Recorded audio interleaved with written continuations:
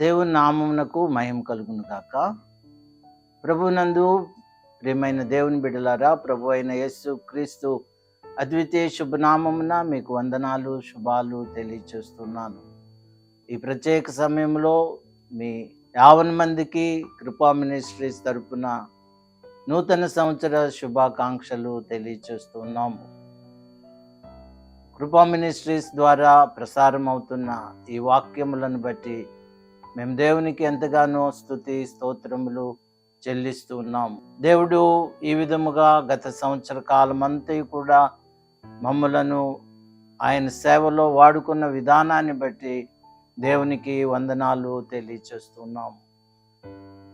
మహా అద్భుతముగా ఆయన ఈ పరిచర్యను కొనసాగించిన విధానం కొరకు దేవునికి వందనాలు. మీరందరూ కూడా మమ్మల్ని ప్రోత్సహిస్తూ వాక్యములను వింటూ మేము రిలీజ్ చేస్తున్న ప్రతి అంశములను మీరు చూస్తున్నారు, వింటున్నారు, రెస్పాండ్ అవుతున్న విధానాన్ని బట్టి మీకు వందనాలు తెలియచేస్తున్నాను.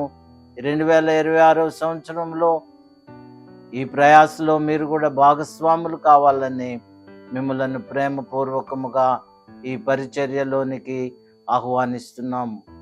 మీ అమూల్యమైన సలహాలు, మీ అమూల్యమైన కామెంట్సు, మీ అమూల్యమైన స్పందన మాకెంతో అవసరం.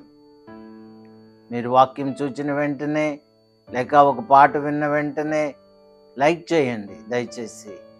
మేము మీకు ఇచ్చే వాగ్దానం ఏంటంటే మీ అందరి కొరకు మేము ప్రార్థిస్తూ ఉంటాము. ఎవరైతే ఈ వాక్యములను వింటూ ఉన్నారో వారు మా ప్రార్థన ఫలాన్ని మీరు పొందుతారని మేము నిశ్చయముగా నమ్ముతూ ఉన్నాము. దేవుడు ఈ సంవత్సర ఆది నుండి సంవత్సరాంతం వరకు ఆయన కన్ను దృష్టి మీ మీద ఉంచి మిమ్మల్ని దీవించి ఆశీర్వదించి కాపాడును గాక.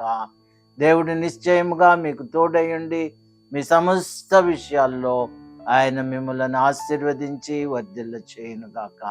చిన్న వాక్యం ధ్యానం చేద్దాం. ఈ నూతన సంవత్సరంలో దేవుడు మనందరికీ ఎన్నో వాగ్దానాలు ఇస్తున్నాడు.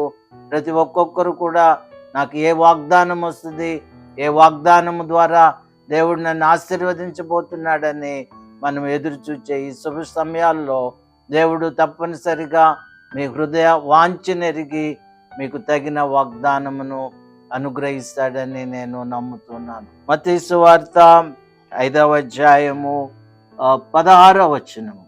మనుషులు మీ సత్క్రియలను చూచి పరలోకమందున్న మీ తండ్రి మహిమపరచబడినట్లు వారి ఎదుట మీ వెలుగు ప్రకాశింపనీయుడి. మీ వెలుగు ప్రకాశింపనీయుడి. ఈ దినము మన అంశం. ఈ నూతన సంవత్సరంలో దేవుడు మనకిస్తున్నటువంటి ఒక గొప్ప సందేశం ఏమిటంటే మీ వెలుగు ప్రకాశింపనీయుడి. Let your light shine. మీ వెలుగు. అంతకుముందు యేసయ్య ఏం చెప్పారంటే మీరు లోకమునకు వెలుగై ఉన్నారని చెప్పారు. మీరు లోకమునకు ఉప్పై ఉన్నారని చెప్పారు. మనము లోకమునకు వెలుగుగా ఉండాలని యేసయ్య ఆశిస్తూ ఉన్నారు.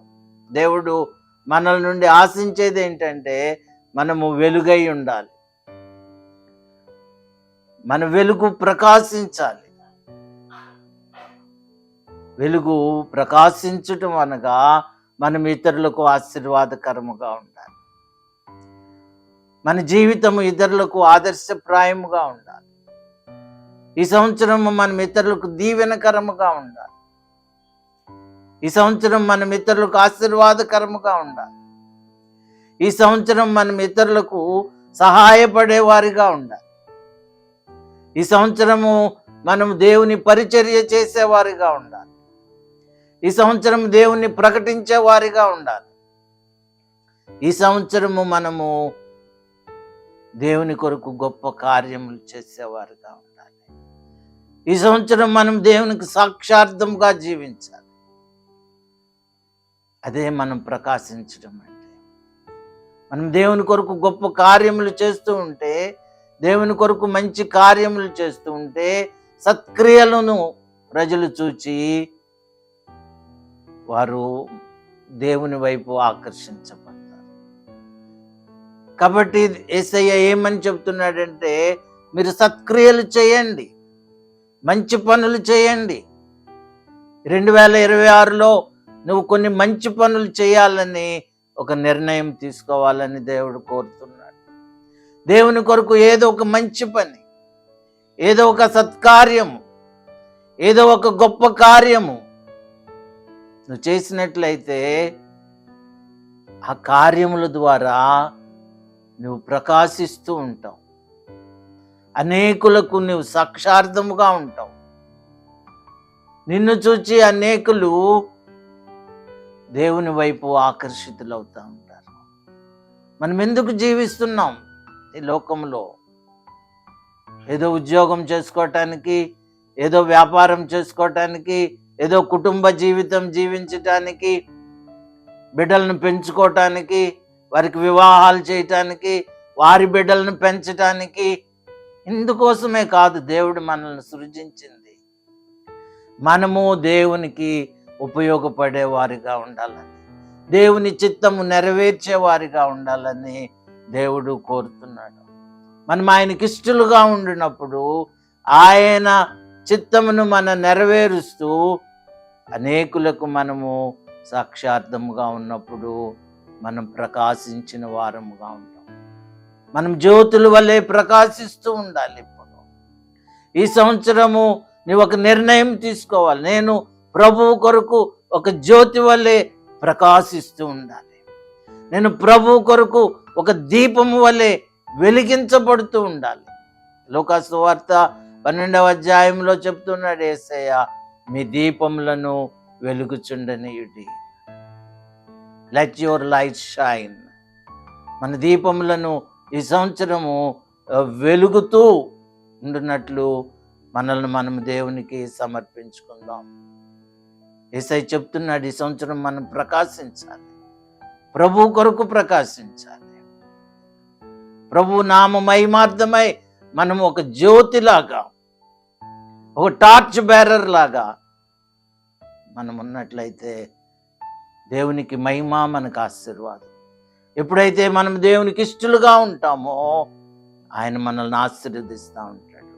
ఎప్పుడైతే దేవుని కార్యాలు చేస్తూ ఉంటామో ఆయన మన కొరకు గొప్ప కార్యాలు చేస్తాడు, మనల్ని ఆశీర్వదిస్తాడు, మనల్ని దీవిస్తాడు, మనల్ని హెచ్చిస్తాడు, మనల్ని ఘనపరుస్తాడు, మన జీవితాలని ఫలభరితం చేస్తాడు. కాబట్టి ప్రియమైన దేవుని బిడ్డలారా, యేసయ్య చెప్పిన మాటను మనము స్వీకరిద్దాం. ప్రభు కొరకు జీవిద్దాం, ప్రభు కొరకు ప్రకాశిద్దాం. అట్టి కృపా దేవుడు మనకు దయచేయును గాక. ఆమేన్. దేవా, మేము మీ కొరకు ప్రకాశించే దివ్యలుగా ఆశీర్వదించండి నాయనా. మీరు అక్కడ పర్యంతము మేము నీ కొరకు వెలుగుచుండే దీపాలుగా మార్చండి. ఈ సంవత్సరాది నుండి సంవత్సరాంతం వరకు నిశ్చయముగా నీ సన్నిధిని మాకు తోడుగా ఉంచండి.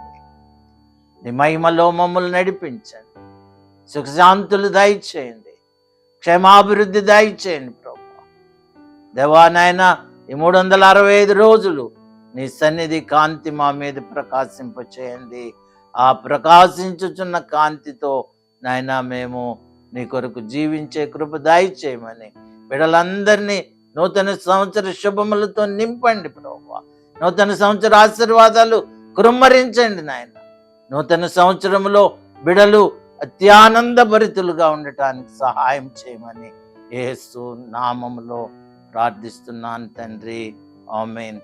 తండ్రి, కుమార, పరిశుద్ధాత్మ దేవుడు సంవత్సరాది నుండి సంవత్సరాంతం వరకు మిమ్మల్ని దీవించి ఆదరించి కాపాడి వర్ధిల్ల చేయునుగాక. ఆమేన్. ఆమేన్.